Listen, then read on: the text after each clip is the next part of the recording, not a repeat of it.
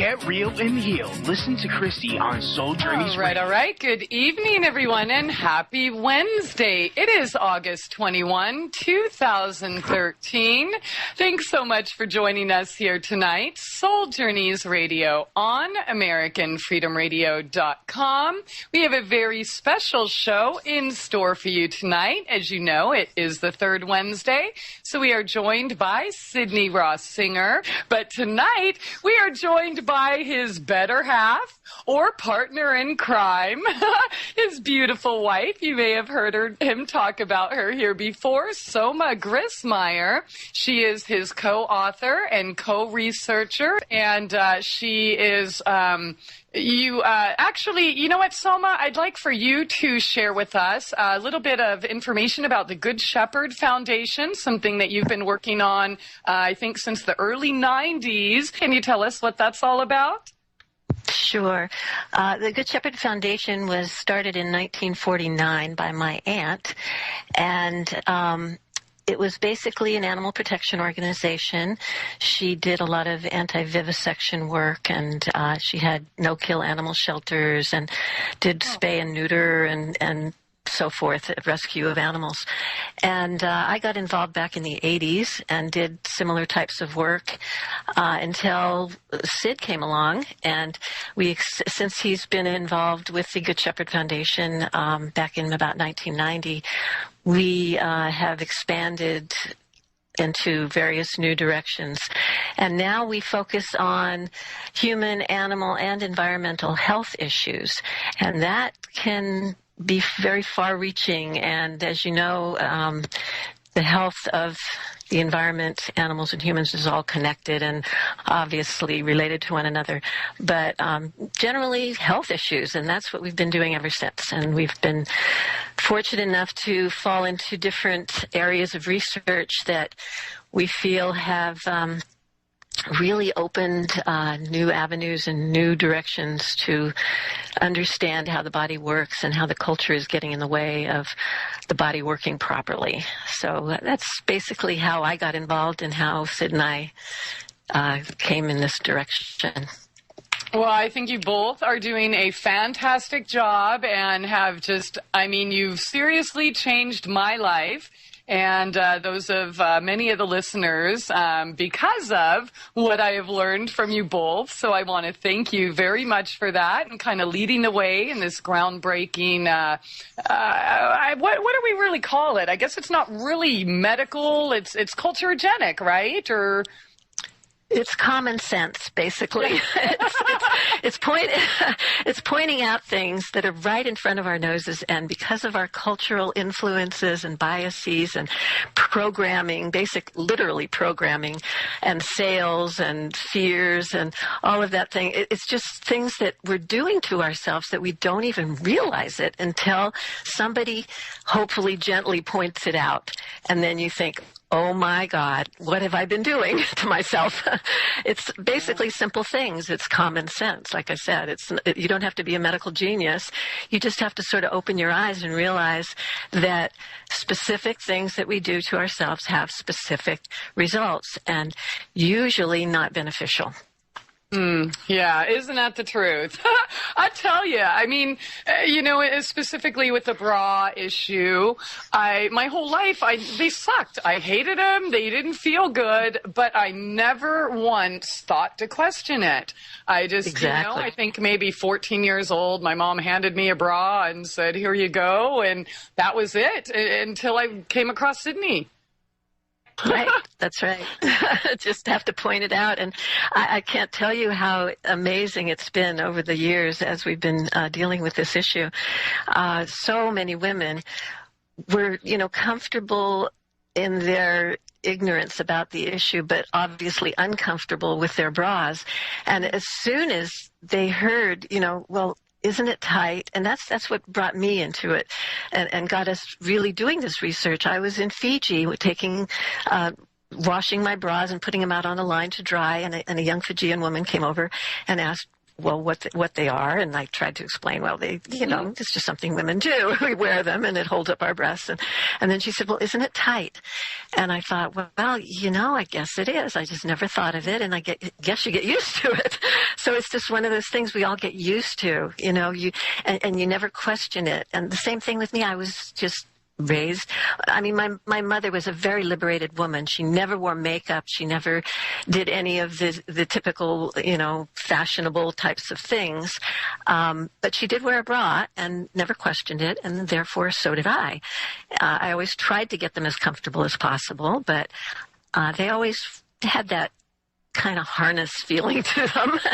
But they just never questioned it until suddenly we had this health crisis and I discovered a lump in my breast.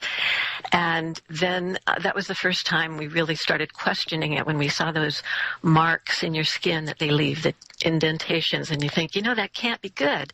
That has to interfere with circulation in some way. And as you dig deeper and deeper into it, you think, oh my God, it's so obvious. Why didn't we see it before? Why didn't we realize? Why didn't anyone realize? It's not that no one has, but it's just that it's never been really seriously addressed. Yeah, it's so funny. I used to hear the term used, common sense isn't all that common. And right. I guess when you're in denial, you don't really know you're in denial, right? And I'm just thinking, oh, come on. It's just common sense you wear a bra because your mom told you to when you were 14, end of story, right?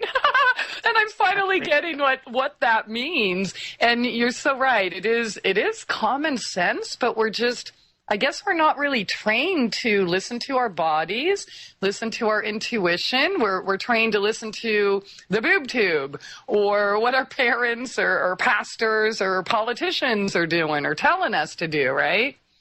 That's right. The culture has an amazingly powerful impact on us, giving us lessons in life that we don't even realize we're getting. And it certainly influences us all of our lives completely. All of the sales, it's basically we're made to feel insecure and inadequate, and if you buy this product, it'll make you feel a lot better or look a lot better, and therefore you just buy it. And unless somebody says, hey, wait a minute, does that make sense? And is it really going to help? Or, unless somebody questions it, it just goes on and on and on. All of the crazy stuff that this culture trains us to buy and do and say and be. You just have to step back and question it, and then suddenly you realize that your body is telling you things. Your body is telling you that doesn't work. It's uncomfortable. It can hurt you. And if you get into your body instead of your head, I think that really helps a lot. Oh, absolutely. Very good point. I'm so excited to have you here to discuss this with us. And before we go any deeper, I would like to know how you guys kind of met at work. Was that like in 1990?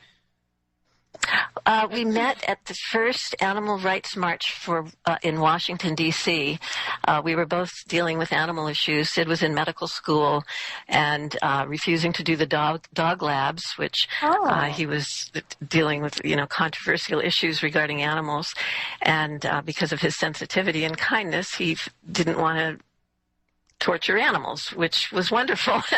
And we met through that connection. I was running an animal organization at the time, the Good Shepherd Foundation, which was mostly dealing with animals at that time. And then we went to the March for Animals in Washington in 1990, and that's where we met, fell in love, and have been together ever since. It's been wonderful. Aw, that's beautiful.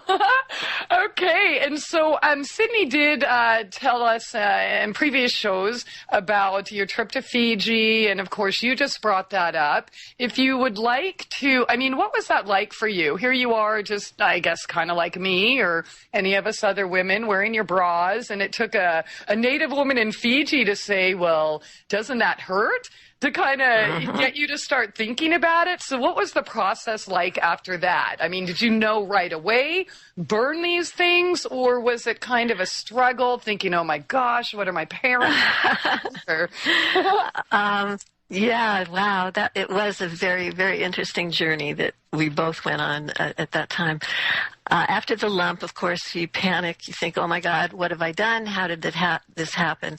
And Sid's not the type that, or I, are the type that are willing to just accept that's the way, this is what's happening and this is the way you deal with it. Run to the doctor, get your mammogram, get your biopsy, go through, Well, I was pregnant at the time with our son, and I was not willing to do any of that.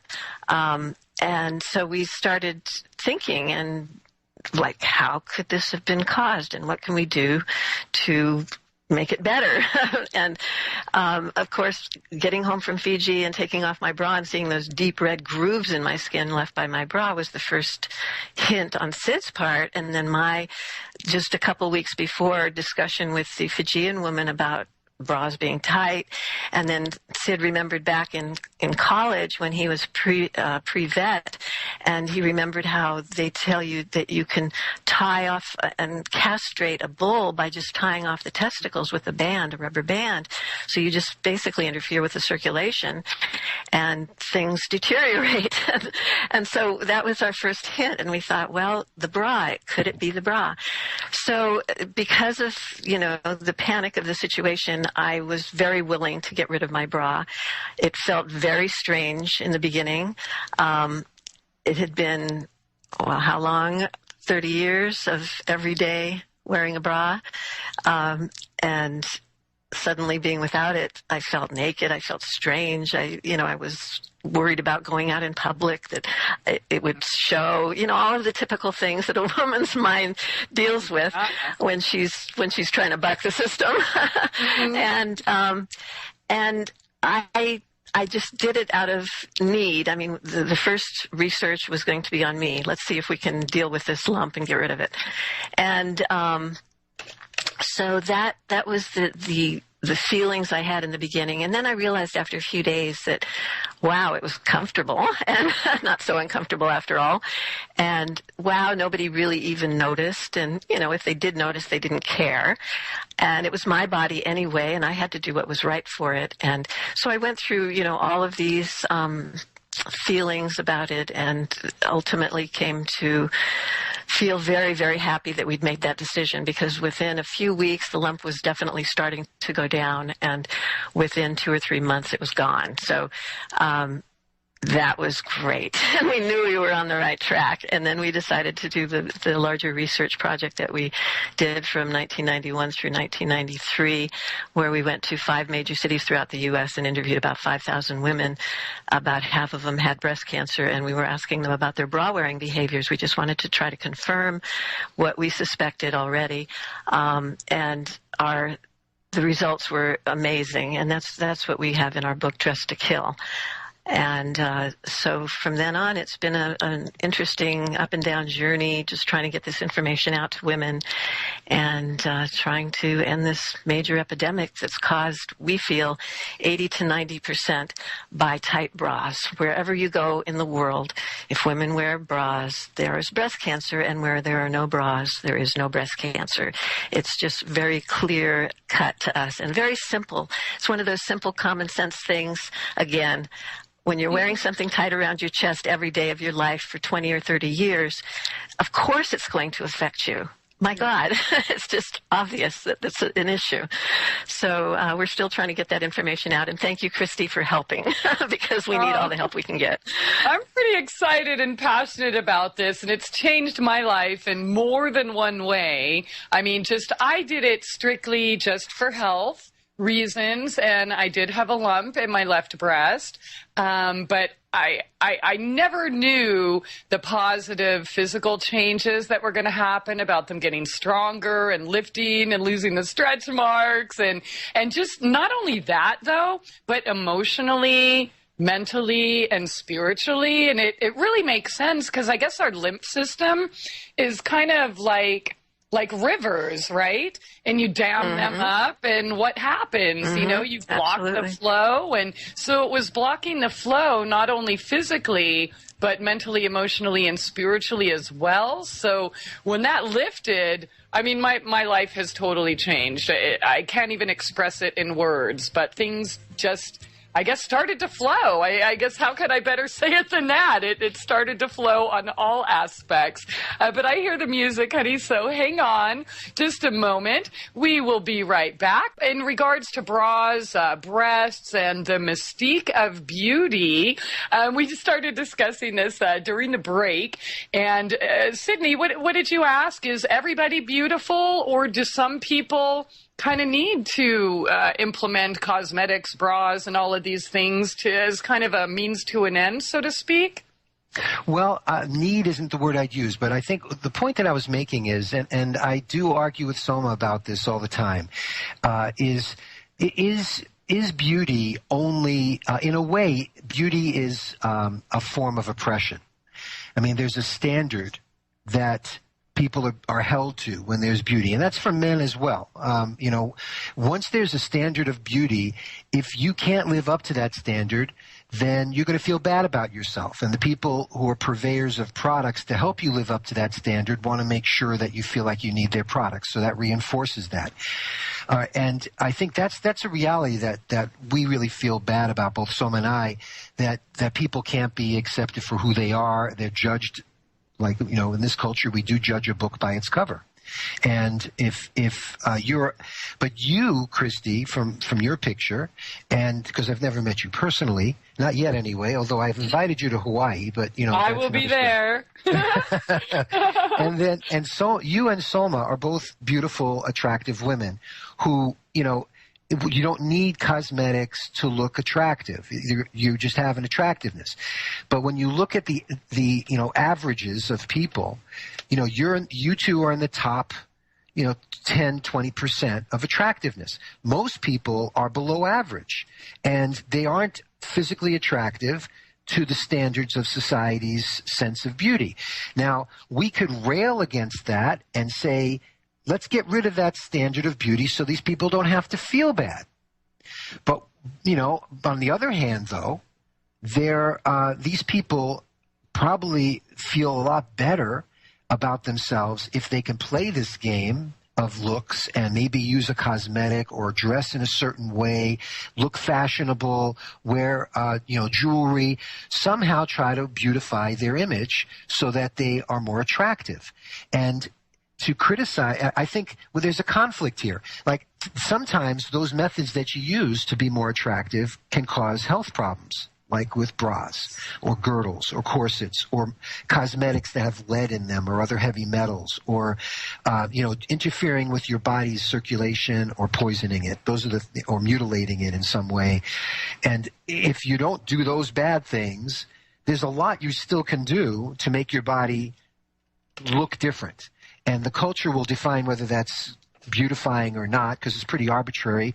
But let's say, it defines a certain hair coloring as a beautiful thing, and everyone starts to color their hair. Assuming the hair colorant is not toxic, it might not be a bad thing for humanity. But because people seem to always want to do that, don't they? They always want to look a certain way. And we share that and share that desire to look a certain way. And that sort of is what keeps us cohesive as a culture. We recognize one another. We have similarities, and those are created by fashions. And whether it's, people living in a primitive state, having certain fashions to scarify their skin or tattoo themselves or pierce themselves or adorn themselves with certain feathers or whatever, they all had their fashions too. And not all of them were healthy. People sort of do this. And I think it makes them sick at times because it's more important. For some people, they get more benefit from subscribing to these silly and sometimes harmful fashions. They get a cultural benefit when they look good. Yeah. And that is what we're fighting. And because over the years, we've been challenging the entire aesthetics of the breast look, the pumped up cleavage image. And we've been trying to look at that as feminists would say, from a feminist perspective, because this is how we've been feeling about it. It's oppressive for women to have to be sex objects. But on the other hand, some women, get away with a lot by being sex objects, and they want to be. So it's a complex issue, and we're not going to get rid of, or should we? And that's the question I want to ask both you and Soma. How it is looking stylish, evil, when I use that word with quotes. Is it evil to be stylish when it causes disease? Should we get rid of stylishness altogether? Or should we have a stylishness that it doesn't make us sick, but there's still a game. It's a game. We need some game for people to be people and to try to look stylish. They always want to. So what do you think about that, Christie? Well, I think when it comes to standards, as you mentioned, my question would be, well, who sets the standards? I think if we're doing it for ourselves, integrating and expressing our own style, what is coming from us, what feels good for us, then fine, anything goes. You want to pierce every part of your body and wear all the constricting contraptions in the world, go for it, because that's your personal choice. But when it comes to the society standards, I guess we could use Cosmopolitan magazine or Playboy or something like that. I think that's where we have the problem, because these aren't even real images to begin with. And, I beat myself up for decades thinking, oh my gosh, I have to look like this photoshopped airbrush figure. And that's what they are. They're not even real people or real images to begin with. So I think that's where that fine line of style meets shame, I guess, where we're trying to make ourselves be something else, where, say the bushy marigold wants to be the tall, slender sunflower. You can't do it. They're both beautiful. They're both perfect exactly as they are. And if one wants to bloom a little bit later or, get a little bushier or a little more spindlier, that's natural. I don't see anywhere in nature where the dog is looking at the cow and saying, oh, you're fat, or we need to dye your hair, or, vice versa, the owl and the eagle. I guess I'm assuming they don't have the same hang-ups we do. I mean, I certainly don't see them standing in line at Walmart or wherever else, Victoria's Secret, Bath and Body Works. But they're not human. And humans are a lot weirder than eagles and and dogs. Yes, we are. We love to torture ourselves. Well, it's because we abstract. We abstract things, and the way we think. We think with abstractions, and when we look at a body, we start to abstract form, and we play with it. We have art where we create new forms with our imagination, and that is really being human. I'm finding as I get older, I'm getting so much more balanced in this, I think. I'm trying to really recognize you got to recognize that there's a lot of ways of defining the human. And while we agree that we should get rid of these standards if they're shaming people, other people are going to still use them. Not everybody's going to agree to get rid of them because some people we're a pecking order type of a creature. We have a social hierarchy. And if that hierarchy is established by breast size or penis length or whatever muscle size or hair length or whatever issues are into people at that time in the culture, they will establish their pecking order accordingly. And those who are on top, who are able to play the game, are not going to want to get rid of that game. They're happy. The ones who are going to complain about the game are those who aren't winning. And, I think that's the human element that's going to be impossible to change. We have to, what do you think about that, Soma? I just don't want to monopolize. I want to hear her opinion on this. I think what I really loved what you had to say about it, Christie. My feeling is that most of the fashions and the beauty that women and men are trying to emulate and copy is is all sold to us. It's those fashion magazines, the movies, the TV, all the images that we see constantly throughout our early years that make an impression on us, that tell us over and over and over again, this is what's beautiful. And in order to achieve that, we always need to buy something. It's just a bottom line capitalistic culture they're always selling you something, and in order to sell it to you, they have to make you feel like you really need it.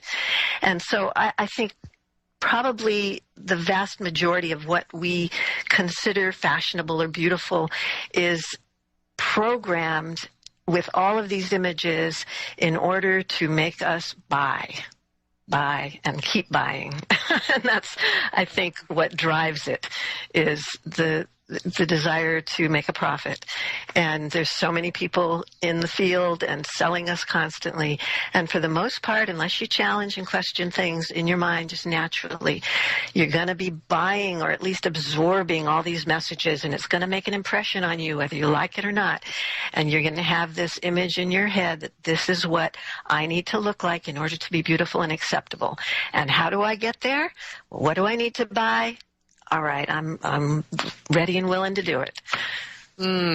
Soma, let me ask you this. We were discussing this in the Free the Boobies group on Facebook the last couple days in regards to buying more products. And, you know, those of us who fell for that programming and, you know, the self-hatred, we spent so much money buying all these products and contraptions and all these things to make ourselves feel better. But we found that we actually felt worse about ourselves. Did you have a period of time or phase of life where you went through, you know, buying all the cosmetics, the creams, the potions, all of these things that are supposed to make you look like this perfect person? And if so, how did you feel while you were in that cycle? Well, actually, I never really went through that. I saw so many of my friends and other people doing it, though, including my sister. But, you know, my mother was a wonderful influence on me. She just loved me for who I was and was always saying, you're beautiful, and you see the beauty in people by their energy and their personality. It's not you don't look at the facade. And she never, ever wore makeup. I don't remember her ever putting any makeup on her or worrying about fashion and dyeing her hair and doing any of that. She was always very comfortable with who she was as a person. And that I just learned that by default, just because that's how I grew up. And when I saw women putting on makeup and doing all of that stuff, to me, because I'd never seen it like on my mother or anyone close to me, it looked sort of clownish when I would see women with, you know, these bright lips and these purple or blue eyes and black lines, and, you know, to me it looked like a clown face, and I just sort of would chuckle and think, you know, why do they feel that makes them look better? To me, it makes them look silly, you know. So I never ever fell for that. And to this day, when I see women wearing all this duded up, you know, made up, and it looks clownish to me. It just looks like paint that's put on to cover up what's under there. And you kind of want to know, well, what's under there? What does the real person look like? Because that's the person I want to get to know. I don't want to get to know this image or this facade. I need to know what's deeper than that, what's under it all, what's beneath it all. So I feel ripped off when I see people that I meet like that. I want to know, who's the real person here? You know, quit playing the game. And that's how I see it, as a game. I just have never fallen for it. So that's wonderful and so good to hear. No wonder why you sound so beautiful and self-empowered. And, you know, I have to admit, I'm just learning this whole self-love thing and learning to accept myself exactly the way I am. And, you know, in regards to the doors that you spoke of earlier, you know, society and fitting in and such, what I noticed when I was that perfect little play toy, yes, it would get me in the door, but at the same time, I think people forgot that there actually was a real person under the clown paint, you know, the Aquanet and whatever else we used. So it actually left me feeling really, really empty and, you know, I was in shame all the time, and I couldn't really put my finger on it because I felt, well, let's just go I'll buy a prettier barrette or a more expensive suit, and then they'll respect me. And that never really happened. In fact, when I was younger, I ended up going through these phases where, okay, well, I'm going to fit in. This is what I'm doing, so I'm supposed to look this way. But there were times where I would rebel and say, screw this. You know, I wanted to cut my hair off, dye it black, gain a lot of weight, not wear makeup. So there I was, 6 foot blonde, size 2, fitting into the Southern California thing, and trying to attain to be that photoshopped, airbrushed stick figure that we see on covers of magazines and centerfolds and such. And when I would rebel with that, some of the times I chopped all my hair off, dyed it black or red or purple, or gained a lot of weight, quit working out, just because underneath I knew something was off, because here I was playing the game, being that pretty person. Yeah, it would get me in the door, but then what? I was a dumb piece of property that had no brains, had no heart, had no mind, had no soul, or at least that was the perception. So I agree with you, Sydney. Yes, it can help you get into the door, but then what? Well, I wanted to point out that I totally agree with you, and I think your point about once you get inside, looking the part may get you, in the door. But once you're in the door, you have to continue to look the part and subvert who you really are. Yes. And I hear that, and I wanted to point out that that's exactly, that's the same for men. Many men are worried about their appearance. Look at the bodybuilders and the people addicted to that are taking, hormones, steroids to pump themselves up. I mean, that's the same insecurities. Instead of having big breasts, they want big muscles, and they hide behind that facade of who they are, and for men, it's also important to let other men just as men hit on women, men hit on men, not necessarily sexually, although these days you never know what's going on, but there's always the threat of violence. And when you're in, you have your woman with you and you're in public, and if the big guy comes over who's bigger and meaner than you, and, there's the chance that you have to defend your space and your female even. I mean, that's like I'm speaking even on a biological level, So males have an issue of self-protection and making sure the other males don't challenge them. So they want to look tough, look like they're able to defend themselves. They want to look wealthy to show signs of success. So they have to dress with, that way. And they have to have the right car. They have to have, so men have their trips too, is what I'm getting at. And then you look at other cultures, like Japan. In Japan, there's an inner self and an outer self, and you only show the people the outer self. They don't even want to know the inner self. That's like considered rude to display your true emotions and the true who you are in a public setting. And and Japanese people are they get very repressed as a result. As a culture, it's very repressive to people that they can't express themselves because it's considered rude. You're supposed to be a certain way, and you have your public face. So I'm getting at that this is a very cultural thing. Humans want to, when you're in a group of people, you have to present yourself in a certain way just to get through that group of people without getting violence, any violence against you, man or woman. We take that for granted that people are going to be civil. Think about the amount of self-control that we have to exercise, especially in urban centers where people are in the subway together. And then you put on top of that the fashions that we have are very sexual type fashions for women.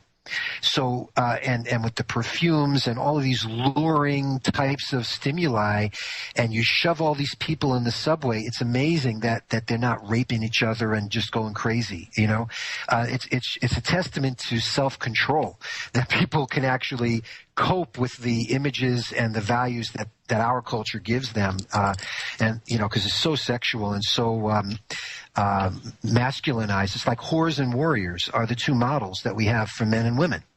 And those are the predominant ones, you know. So, but my point is, I guess, you know, it's philosophical, but it's important. I think you have to be empowered to accept who you are, and you have to love yourself. But at the same time, you have to recognize that there's a lot of weird people out there who are judging you and who aren't going to be open-minded and are going to be, you know, I mean, a percentage of them out there are going to have an effect on you, and you want to be able to protect yourself in public. So you don't want to have your heart on your sleeve. You don't want to let everyone know who you are necessarily. You don't want to necessarily present, you know. I remember when I was years ago, when I was much younger and much more naive, I met a woman who we met at a conference somewhere, and this is before I met Soma, so it's okay for me to tell the story. And we were. I asked her a question. I said, you know, I saw she was putting on a front. You know, there were other people around in this conference, and she was dressing up and looking the part, and it's like, you know, who are you really? And I asked her that. I said, who are you really? Like you know, and she looked at me, what do you mean? I said, you know, like at 2 a.m. when you wake up in bed and you think in your head of your life and who you are, that's the you. Who are you really? And she looked at me and she said, I'm not going to tell you that. And I thought that was appropriate in retrospect, but at the time I thought, wow, she didn't want to share who she was. But, you know, do we all want to let everyone know who we are? Is that, you know, we have privacy issues right now in the culture where our privacy is being destroyed by modern technology and digital age and all that. And, you know, do you really want everyone to know who you are? If you can cover up an aspect of yourself to gain a possible advantage at one time or another, you'll do it. People will do it. Not you necessarily, or Soma, or me, but people who feel they need the advantage, who feel they'll take any advantage they can. So I don't think the cause of the problem is the hucksters and the capitalist system and all the people profiteering off of insecurity. I think the cause of the problem is human nature. The people want that. You can't make them buy it if they don't want to really, on some level, buy it. They're buying into it for a reason. So I think the system selling people on their insecurities and all of that's to me, that's taking advantage of people's weaknesses, and I don't think that's something that's good. But if people use it and they want it, what do you do? What do you do? I mean, you got to acknowledge that exists. So maybe what we really should ask for in our society is not an end to the games, but an end to games that are dangerous or that involve pain and suffering and discomfort and cause disease. I agree with that. Very well said, Sydney. I'm so sorry, though. Hold that right there, please. It is that time. All right. Welcome back. Top of the second hour here tonight with Sydney Ross Singer and Soma Grismeier here on SoulJourneysRadio.com. Does looking good have to feel bad? And we've discussed a lot tonight, at least in the relation of fitting into society and what it takes and, getting our foot in the door. And, I shared my story with you earlier, but Soma mentioned that she did not fall for that programming. And clearly, by looking at her work and everything she stands for, it did not affect her at all. So hopefully that can provide some inspiration for our listeners that, feel that they have to put on the clown costume to fit in.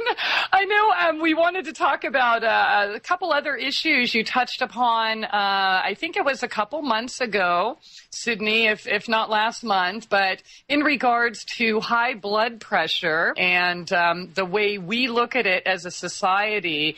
And I'd like for you to talk about that, but I also wanted to touch on the aspect of when we are not living our truth or trying to live to somebody else's standards, whether it's putting on bras or makeup or whatever, how that affects our health and perhaps even our heart. for that matter. I know that when I was trying to live that part of society, I was always sick. There was always something wrong with me, and a little bit later learning how our emotions correlate with the organs and such in our body, especially the heart.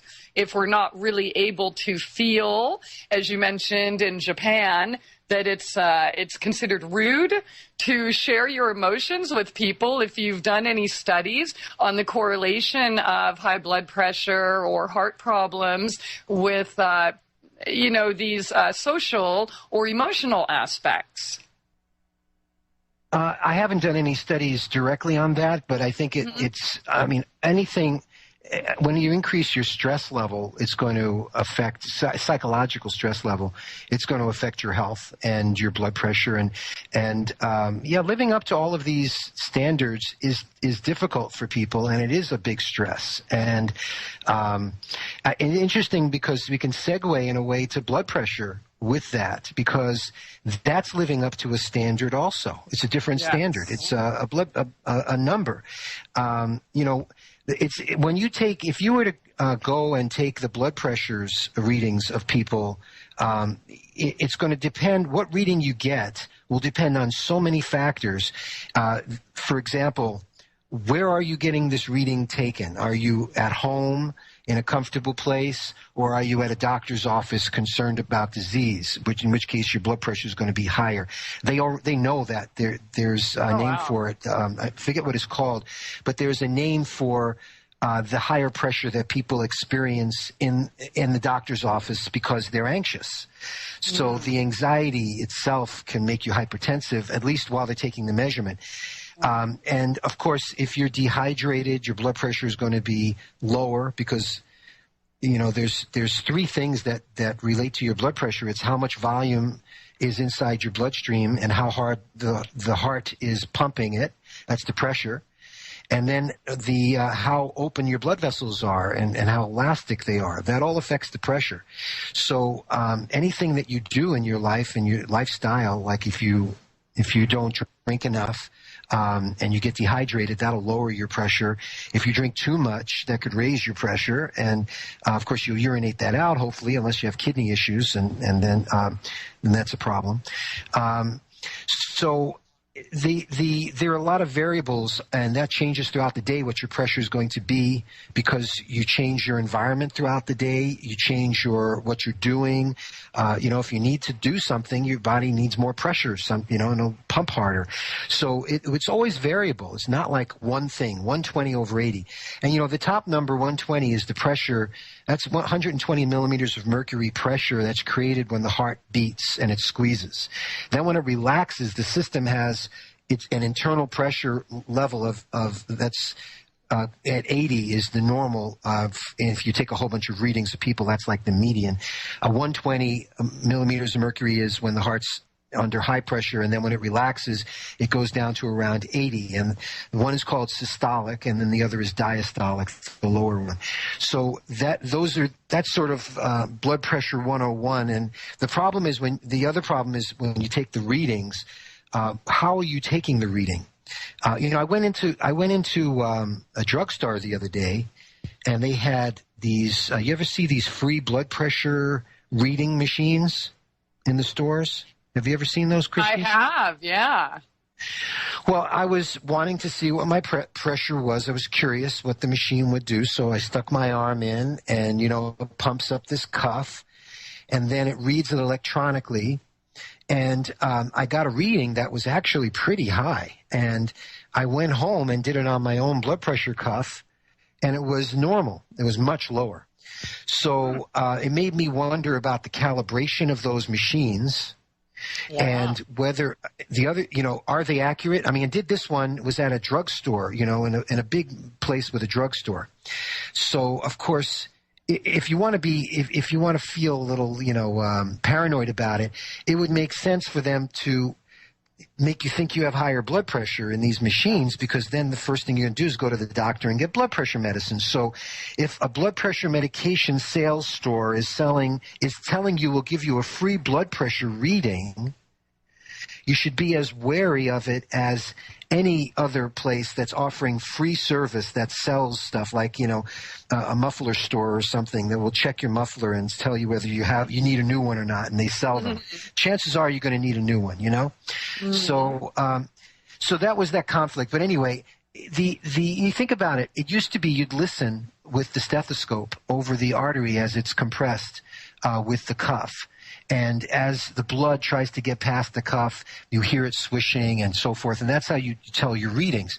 So it depends on your hearing ability when you're wearing a stethoscope, how sensitive you are to hear the sound. So that's another variable. And I think when they shifted to electronic, that's going to be even more sensitive. So that could actually make it seem right away like you have higher pressure. Let me repeat what I just said, because it is an interesting point. That if you're used to taking blood pressure readings using human ears, listening in a stethoscope, and then you shift to an electronic device that is much more sensitive than human hearing, it's going to give you different readings than human hearing would, and make it seem like you have higher pressure. Wow! Because it'll detect it at when. You pump up, what you normally do is you pump up the cuff, right, until you don't hear anything. When you listen, you don't hear anything. Then you let the air out slowly. And as soon as you start to hear the swoosh, it's at the pressure equal to your pressure to push it past the cuff. And that's how you know the pressure in the cuff will equal the pressure in your arteries once you start hearing the swoosh. But that's dependent on your hearing. If you have a machine that can detect these things at a much more sensitive level, then it's going to seem like at a much higher pressure that the swooshing starts. So it's going to give you a higher blood pressure reading.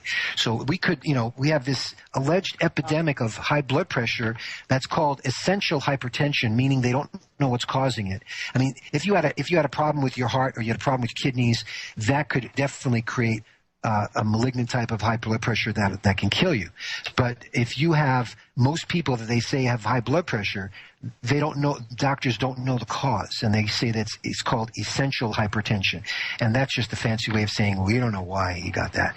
But they're going to then, and it just means compared to the norm of 120 over 80. If you're like 140 over 90, they're going to say you're hypertensive, and they're going to want to start giving you medication. And then that's usually for life, because they assume it never goes down on its own, which is another very big assumption. Because whatever made it, if you're used to 120 over 80, if that is normal for you, and suddenly you're 140 over 90, there could be a reason for that you should change. And if that's something like maybe you're eating too much salt, or you're getting too much fluid in your system, and that's why people have lowered their salt intake, is to lower the blood pressure. But you can get too low with too little salt, and you can have problems as well. So anyway, those are some of the issues I wanted to raise about high blood pressure.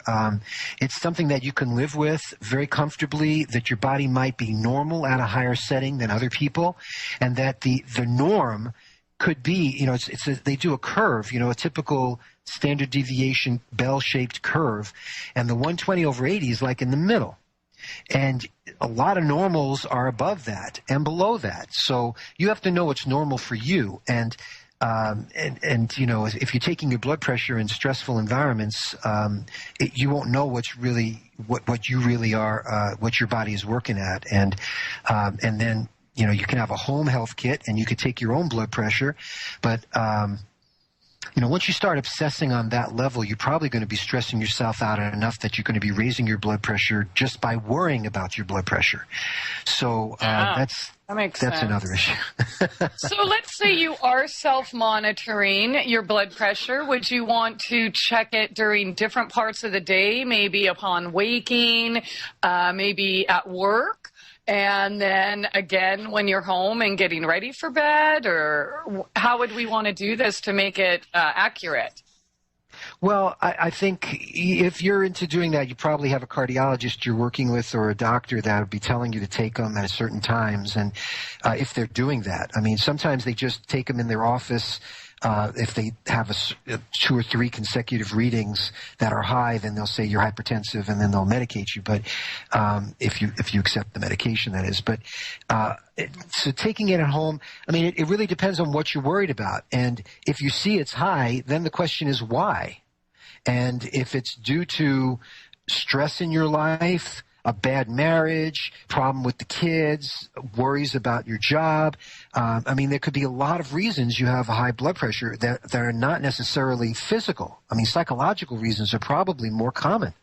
And, you know, so you have to look at your life. It's really not fixating on the blood pressure, because that's just a sign that you need, if it's higher than normal for you, and you know what's normal for you, you know, and it's higher, then you have to ask why and see that as a sign, not just get rid of the sign by lowering the pressure necessarily. That doesn't necessarily help the problem. There could be a reason why it's higher, like if you need better circulation through an organ that might be temporarily having higher resistance. Like, let's say you're having a liver issue from some toxins you've been eating in your normal American diet, and your liver, and you're drinking maybe, so your liver could be having some inflammation, and you might need a little bit higher pressure to get the blood through the liver. So your body is going to raise the pressure to make sure every organ is properly perfused, and it may be that you need higher pressure temporarily until your body recovers from something.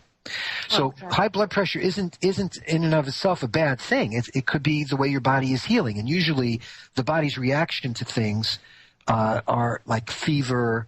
You don't want to necessarily get rid of the fever. It's your body did it for a reason. Well, it could be doing high blood pressure for a reason, unless these are like extremes, and then you got a real life-threatening situation. But we're talking about like mild fevers up to 102 or something, 103. You know that you're dealing with something. You don't necessarily want to get rid of that. Your body is doing it for a reason. And high blood pressure could be the same thing. So you need to have some body wisdom about it. But you also, again, Christie, it's the same issue that happens with beauty happens in health. It's that we could all be very idealistic and talk about everybody accepting everyone for the way they look, and accepting themselves and loving themselves and valuing everyone and valuing their bodies and living ideally. But the reality is people don't. They don't live ideally. They worry about all sorts of stuff. And I think we're going to have chronic problems as long as people are not going to live the ideal, and that's just going to be forever. So I don't know what advice we can give people who feel they're afraid. Well, the point I was going to get at is, just as you can lose the beauty game, you can also lose the health game. And there is disease and there is death, and things do happen, and you want to trust in nature and trust your body to heal. But there are times where it's going to be really scary and life-threatening, and people do die who trust in nature. So it's a very difficult determination that we all have to make in our own lives of how comfortable we are with our own nature. Because Mother Nature could be benevolent, but can also be a bitch. I mean, it could really hurt. And, it's death and disease are natural processes. And nature makes people in all shapes and sizes, some of which are not very functional. There's some people whose bodies just don't work right. They're genetically not fit.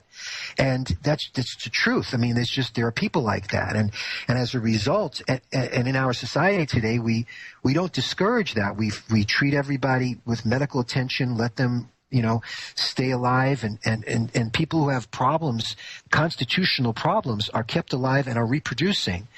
And, eugenics is a field that looks at these types of issues and has a very bad name for good reasons because of eugenics efforts to control populations. But we're getting into that type of a situation where, think about, you've seen, what is the movie Idiocracy? It's like that kind of a thing. Our culture can be accumulating more and more dysfunctional people who are really just trying to cope. And I think they are going to need more medical attention. They are going to want more cosmetics. It's like we aren't just a society of Greek gods and goddesses. And I think the people who don't live up to those standards really want what the medical profession and the fashion industry are selling. And they sell with fear, and we see the fear. Both industries do. They sell with fear. They want to make you feel inadequate as you are, as nature made you. But the fact is, sometimes you are. Sometimes people are. And sometimes in our own lives, we change. We get uglier as we get older, except for my wife, of course. But otherwise, we all get uglier as we get older. And we get debilitated over time, and there's accumulative diseases and accumulative insults and injuries to our bodies that ultimately take a toll. So we need to have a philosophy of how to live healthfully and how to love ourselves and accept ourselves. But as Absolutely. I'm so sorry, Sydney. It is that time again. So hold that right there. We will pick this back up on the other side. All right. Welcome back. And thanks for joining us here tonight. Sydney, I just want to say very well said. You made some excellent points there. And, my personal belief is that the closer we align with our true selves and nature, the less disease and such that we experience. But I know the both of you have to run here really, really soon. And I really wanted to hear from Soma in regards to self-empowerment and how we get there. I really respect women who did not have to fall for, the programming and the cloning and all of that stuff that I fell for. That seriously, even though I've been out of it for, 7 years, I still struggle with it. Do I look okay? Or is this going to be all right? And I think it would be really powerful for our listeners to hear from women who did not fall for that, and maybe something that we can do or focus on to help ourselves when we start to cave in to those societal pressures. So, Soma, any words of wisdom you would like to share with us tonight? Yeah, okay. Well, the first thing to do maybe is get rid of your mirrors. I always recommend this. In fact, I have very few mirrors around the house. You have to go searching for one. But if you're constantly looking at yourself, you're going to be, just critical of every little thing, no matter how beautiful or no matter how whatever. There's always going to be something that doesn't quite fit or shouldn't be the way it is. If you just stop the feelings of inadequacy about your facade, your outside exterior covering, and you just feel how it feels rather than look to see how it looks. Feel how it feels. If you feel good, feel your hair, feel your skin, feel the way you feel inside, outside. And if you feel good, then you're good. That's all that really matters. And when someone loves you, I'm sorry. Say that again? Nice. I'm feeling myself. I feel good. So woohoo. There you go. That's what matters, feeling it. And just a reminder that when you are loved, either by a partner, by your family, by friends, when you are loved because of who you are, not how you look. They might appreciate how you look or not, but you are who you are, and those loved ones see you the way you are, without the makeup, without the hairdos, they see the real you, and they love that about you, or they wouldn't love you. That's what love is acceptance, unconditionally. And when someone loves you, it doesn't matter how you look, it matters how you feel, your energy, you're just you as a whole human being, not broken up into face, breasts, legs. It's you as a whole human being. And if you radiate energy that's healthy, vibrant, and self-love, you'll get love coming back to you. And that love is unconditional, and you don't have to worry about that exterior facade, because that's all it is. Yeah, that makes sense. I really need to remember that, especially coming from the modeling acting background. And, Christie, he's here because he loves you, not because of that, perfect face or butt or whatever it is that, you think that you should have. So, yeah, very, very good advice. And kind of like get rid of the mirrors, get rid of the scales, too, because aren't the scales? It's like a high blood pressure, what Sydney was just talking about. It's just a stupid number. All the numbers don't matter. It's just head trips. These are all head trips. The images, it's all head trips. And if you can get out of your head into your heart and into your body and just feel, you'll feel a lot better about life. I love that. Very good advice. I know you both have to take off here in a moment. So is there any other advice you would like to offer us and our listeners tonight? Sid, I don't know if you have anything else to say, but I appreciate your work, Christie, and everything you're doing, and having us on has been a real lot of fun, and I appreciate it. I hope a lot of people out there are hearing the message and living the life that's good for them. Be healthy, be happy, be natural, be free. That's the bottom line. I have nothing to add to that. I think that was great. All right. Thanks, Christie. All right. I want to thank you both. Sydney, thank you again for joining us here every month. And Soma, I thank you very much for joining us here tonight. And I would definitely love to have you back. Absolutely. Well, all right. You. Well, you thank guys you, have fun. And thanks for taking time good night. on a busy day to join us here tonight.